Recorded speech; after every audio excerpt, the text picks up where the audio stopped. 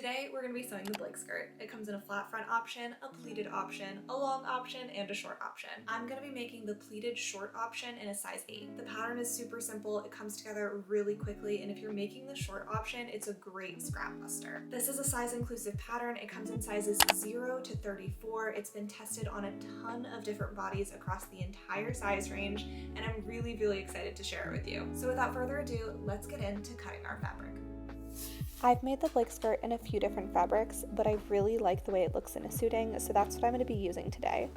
I'm projecting the pattern using the projector file, but there's also print at home files and large format files, so you can use whatever you like. When cutting, be sure to transfer all pattern markings, such as darts and notches. For the darts, I like to take a pin and stick it at the very end of the dart to indicate where I'm ending, and I also like to do notches at the very top of each leg of the dart, which helps me align the dart later on. When you get to the front skirt pattern piece, it's important that you indicate the notches at both the bottom and the top of the skirt. The notches will help you perfectly align the pleats. Comes to cutting the waistband pieces, you're also going to need to cut out interfacing. You might consider block fusing the interfacing, which is what I'm choosing to do here, and that just means that you're cutting out the interfacing, fusing it to the fabric, and then cutting the pattern piece out of both the fabric and the interfacing already fused together. This method works really well because it ensures that your fabric doesn't get distorted. If your waistband piece gets distorted, it can be really difficult to attach the waistband to the skirt, so that part is really important. When you're fusing, be sure to press and hold for 10 to 15 seconds on each section of the fabric. This will ensure that the interfacing properly adheres to the fabric. When your fabric is fused and your pattern pieces are cut out, it's time to move on to construction. We're going to start by taking our front skirt pattern piece and folding the fabric from left to right so that all of the notches meet. This is going to create our pleats, and we're going to pin them in place all the way down the fabric from the top to the bottom. This will ensure that when we press our pleats, they're pressed evenly and as intended. Now we can take our front skirt pattern piece and bring it over to our ironing board and iron the pleats in place. Once the pleats are ironed, we're going to sew them down 3 inches from the top of the skirt. I like to use a pin to indicate where I'm going to stop my stitching.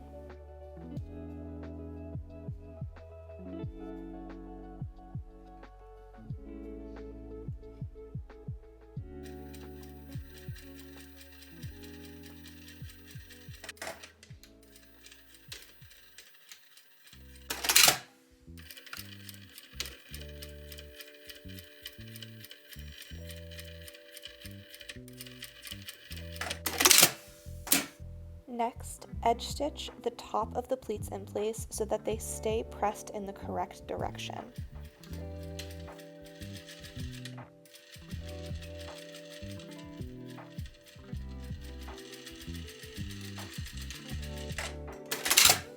Our front skirt is fully prepped, so now we can take out all of the pins and put the front skirt aside and begin working on the back skirt.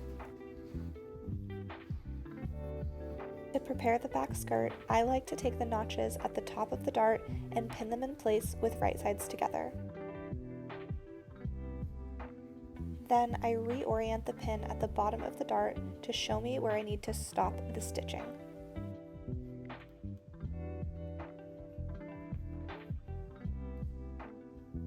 Now my trick for sewing the dart in place without using chalk is actually just a small laminated ruler. I use it as a guide and I sew right next to the ruler from top to bottom.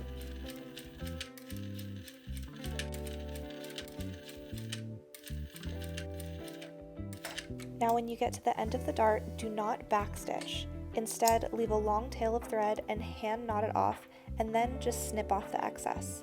This will help ensure that you don't have a really pointy dart around the bum area.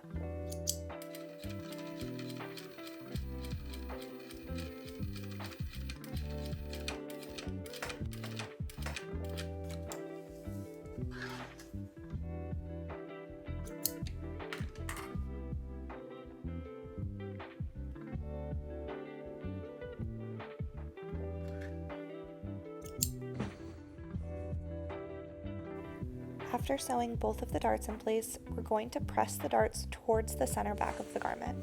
To do this, I like to use a pressing ham and press with a lot of steam.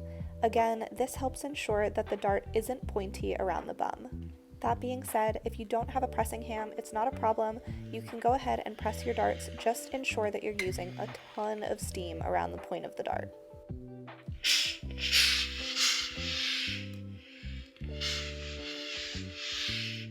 Next up, we're going to finish the side seams on both the front and back skirt panels. To do this, I'm going to be using a serger, but if you don't have a serger, it's not a problem. You can just use a zigzag stitch instead.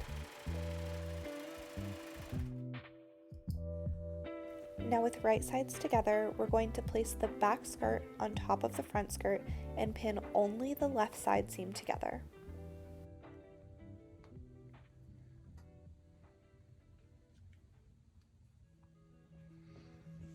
Now we're going to sew the left side seam with a 3/8 inch seam allowance.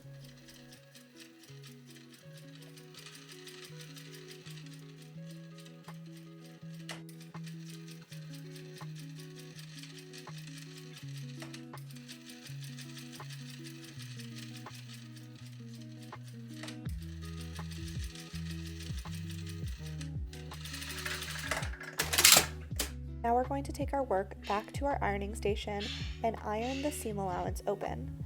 I like to iron from both the front side of the skirt and the back side of the skirt because it gives a nice clean finish.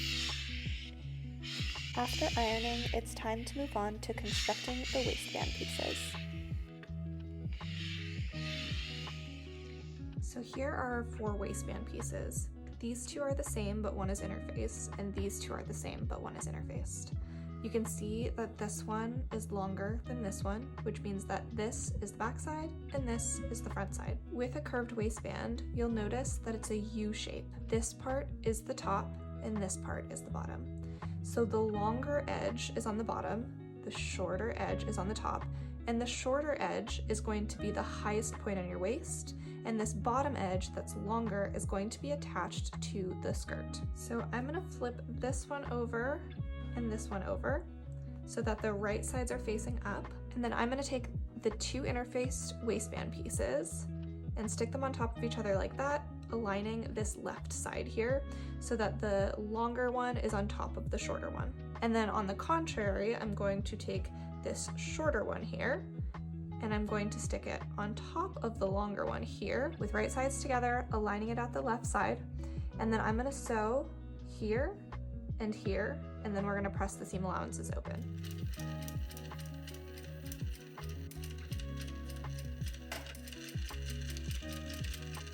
The vantage point of this upcoming clip might look a little bit funny because it's not square, but it was the best way to ensure that you could see the entire skirt.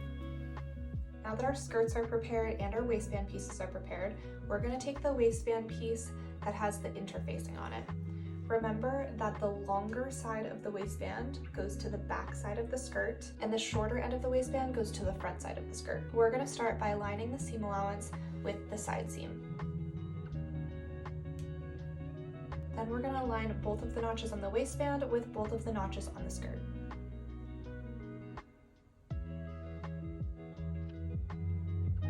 Then we're going to take those end pieces and align them with the ends.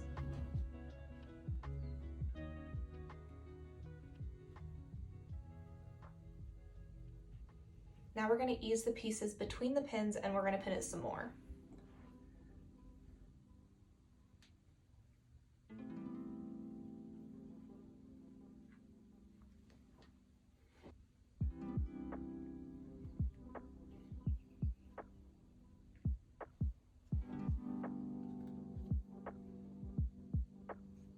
Now that the waistband is eased to the skirt, it's time to sew it together.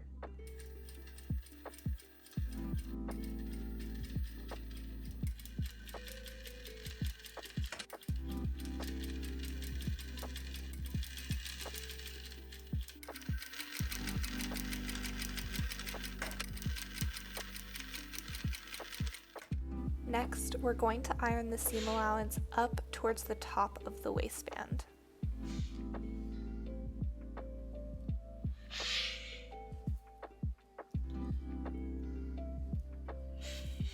interfaced waistband piece is attached and ironed in the up direction, we're going to take our other waistband pieces and we're going to do the exact same thing as before, where we pin at the center, pin at the edges, pin at the middle, and pin in between.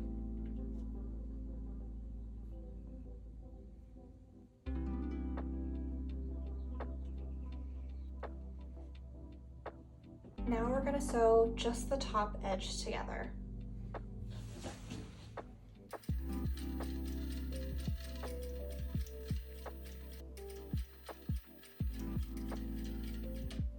And once again, we're going to bring our work back to our ironing board and iron the seam allowance of the waistband up towards the top of the waistband. The next step is to understitch that pressed seam allowance in place.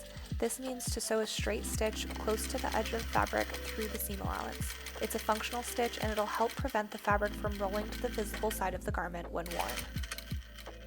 Now at this point, I realized that I had forgotten a step, and if you're following along in the instructions, it's step 9, where you finish the bottom of the waistband piece.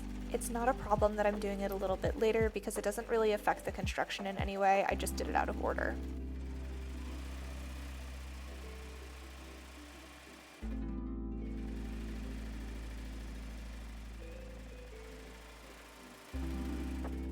This is what your skirt should be looking like. It's almost completely assembled. We just have to attach the side seams together, but we're going to put an invisible zipper in there. This is the invisible zipper that I'm going to be using. We're going to iron the teeth of this zipper so that it lays flat. When ironing the zipper, be careful not to press and hold for too long because the zipper teeth can actually melt, so you might want to use a low heat setting or just go kind of fast over it.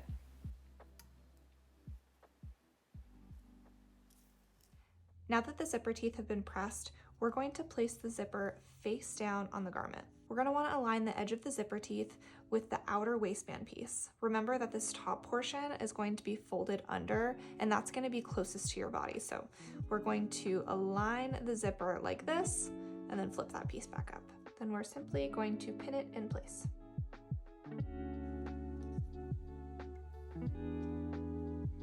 Now we're going to sew from the top of the zipper teeth down to the bottom, as close as you can get to the zipper teeth without puncturing through them. I recommend using a zipper foot. This is the zipper foot that I'm going to be using for my industrial machine, but if you're using a domestic machine, your foot might look something more like this.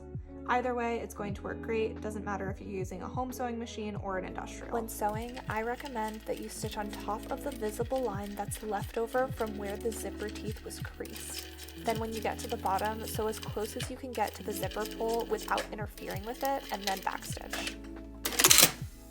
After you put your zipper in, make sure that it zips up nicely and that you didn't accidentally sew straight into the zipper teeth. So that's looking really nice and definitely invisible. This will also help ensure that you didn't accidentally sew on the zipper backwards. At this point, you might want to take a pin and pin it in line with the waistband piece here. That way you make sure that everything is aligning properly when you put this zipper side on the other side of the skirt. Now we're going to take the other side of the zipper, making sure that it's facing down against the right side of the garment, and we're going to use our pin as a guide. So we're going to line up our pin here with the bottom edge of the waistband, and then we're going to pin the zipper in place.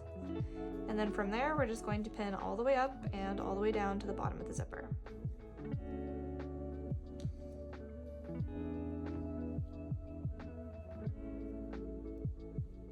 Now, same as before, we're going to sew as close as we can get to the edge of the zipper teeth.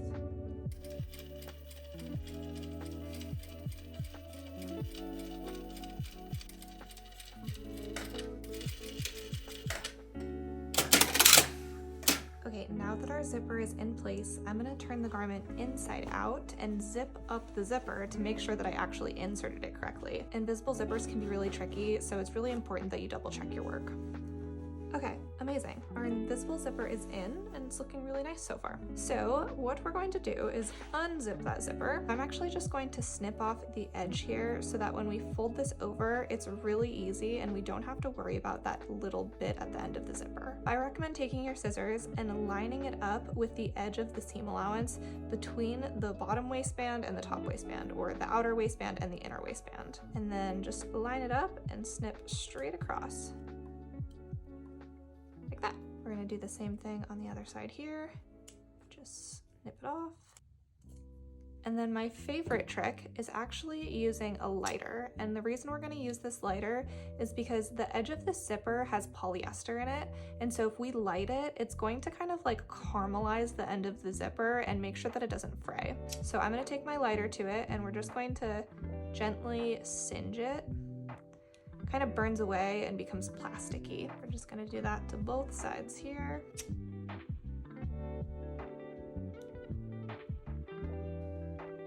Once we've done that, we are going to flip over that inner waistband piece on top of the zipper, and we're going to pin it in place.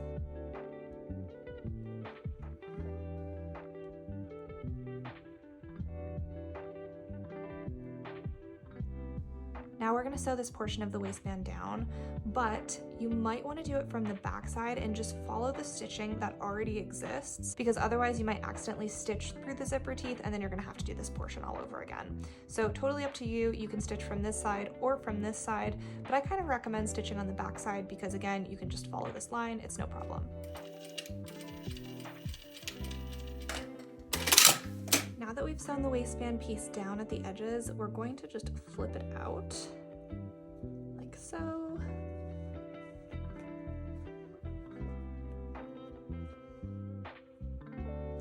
And then again, we're going to zip it up and make sure that everything is functioning as it should. Amazing, that's looking really nice and everything is invisible. Now we're gonna go back to the inside of the garment and we're gonna sew up the bottom edge of the zipper. So we're just going to pin and sew here.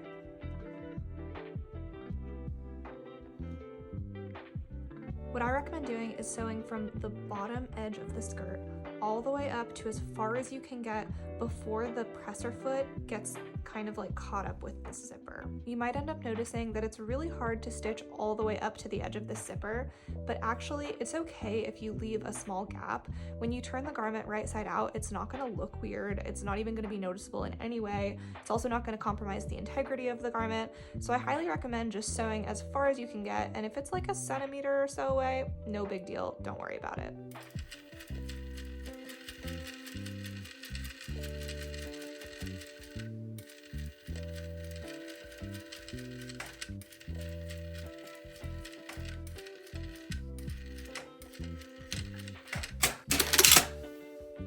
Now we're just going to press that seam allowance open. I also like to flip the garment to the right side so that you can press the seam on top of the zipper. That way when it's on your body, it lays nice and flat. Next up, we're going to press all the way around the top edge of the waistband lining so that it's not visible from the right side of the garment when the skirt is being worn. Now that the zipper is in and everything is pressed, we're going to pin the waistband down and then we're going to stitch in the ditch of the waistband. I like to just pin in a few key areas to make sure that the inside of the waistband is still laying flat when we stitch in the ditch. Go like this, all the way around. Now we're going to stitch right in between the seam here. The goal is to stitch down the serged edge on the back side in a way where you can't actually see the stitching on the front side. If you've never stitched in the ditch before, I highly recommend going very slowly through this step. It's easy to catch the top of the waistband when stitching, and the goal is for this stitch to be invisible. Once you've stitched in the ditch, it should be relatively invisible from the front side, and then on the back side, the edge should be stitched down all the way around. Now our very last step is to hem the edge and then repress those pleats back in place. So what we're going to do is take this edge and we're going to fold it over and press, then fold it over again and press, and then we're going to top stitch it all the way around.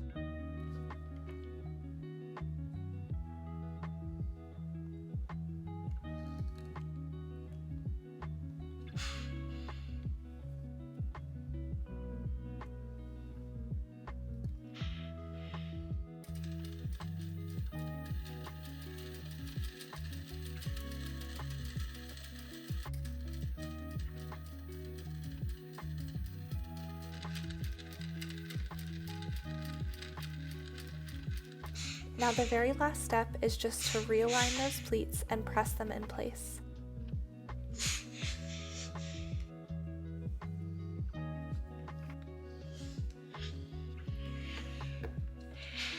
It's official. We have finished our Blake skirts. I love mine. I'm really happy with it. I hope you're also really happy with yours. I want to say thank you so much for being here, for following along on this sewing tutorial journey, as well as supporting my patterns. I also want to say a huge thank you to every single one of our 39 testers who helped make this garment possible. They fit tested it for us, they went through the instructions, they gave us feedback, and they helped make this garment and this pattern be the best that it could possibly be. I hope that this pattern becomes a staple in your wardrobe and serves you well for many, many years to come. Thank you so much for being here, and I will see you in the next one.